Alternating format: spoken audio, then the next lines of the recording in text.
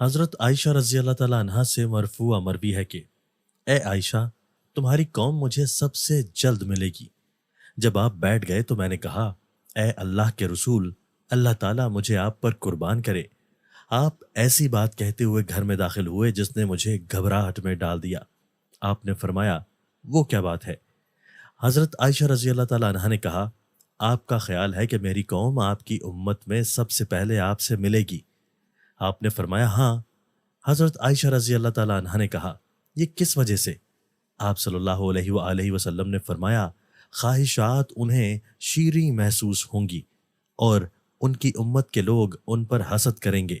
میں نے کہا، اس کے بعد کیسے لوگ ہوں گے یا ان سے متصل؟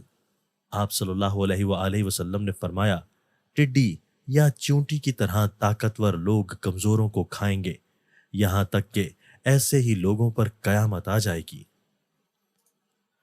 حضرت عائشہ رضی اللہ تعالیٰ عنہا نبی صلی اللہ علیہ وآلہ وسلم سے بیان کرتی ہیں، آپ صلی اللہ علیہ وآلہ وسلم نے فرمایا، تین باتیں ایسی ہیں جن پر میں قسم کھاتا ہوں، اللہ تعالیٰ اس شخص کو جس کا اسلام میں کوئی حصہ ہے اس آدمی کی طرح نہیں بنائے گا جس کا اسلام میں کوئی حصہ نہیں۔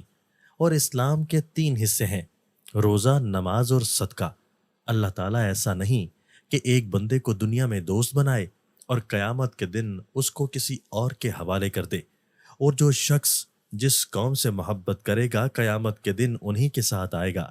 اور چوتھی بات، اگر میں اس پر قسم اٹھا لوں تو مجھے اس بات کا ڈر نہیں کہ میں گناہ گار ہو جاؤں گا، وہ یہ ہے کہ اللہ تعالیٰ جس بندے پر دنیا میں پردہ ڈالے رکھتا ہے تو قیامت کے دن بھی اس پر پردہ ڈالے گا۔ حضرت انس رضی اللہ تعالیٰ عنہ سے مروی ہے کہ رسول اللہ صلی اللہ علیہ وآلہ وسلم باہر نکلے تو ایک اونچا قبا، اونچا گھر دیکھا۔ آپ صلی اللہ علیہ وآلہ وسلم نے فرمایا، یہ کیا ہے؟ صحابہ نے کہا، یہ فلاں انصاری کا گھر ہے۔ آپ خاموش رہے اور اس بات کو دل میں رکھ لیا۔ جب اس کا مالک رسول اللہ صلی اللہ علیہ وآلہ وسلم کے پاس آیا اور لوگوں کے سامنے آپ کو سلام کیا تو آپ نے منہ پھیر لیا۔ آپ صلی اللہ علیہ وآلہ وسلم نے کئی مرتبہ ایسا کیا۔ اس آدمی نے آپ کا غصہ اور منہ پھیرنا محسوس کر لیا تو اس نے صحابہ سے شکایت کی اور کہا، رسول اللہ صلی اللہ علیہ وآلہ وسلم سے ایسی ناراضگی اور غصہ پہلے تو کبھی نہیں دیکھا، جس کا سبب بھی معلوم نہیں۔ صحابہ نے کہا، آپ صلی اللہ علیہ وآلہ وسلم باہر نکلے تو تمہارا گھر دیکھا تھا۔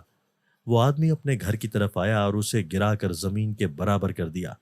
ایک دن رسول اللہ صلی اللہ علیہ وآلہ وسلم باہر نکلے تو قبا نظر نہ آیا۔ آپ نے فرمایا، قبے کے ساتھ کیا ہوا؟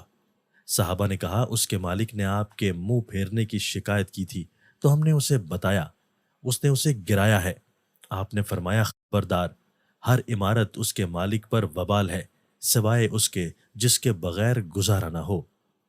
حضرت ثوبان رضی اللہ تعالیٰ عنہ سے مروی ہے کہ رسول اللہ صلی اللہ علیہ وآلہ وسلم نے فرمایا، جس شخص کے جسم سے روح اس حال میں نکلی کہ وہ تین چیزوں سے بری تھا تو وہ جنت میں داخل ہوگا، تکبر، قرض اور خیانت۔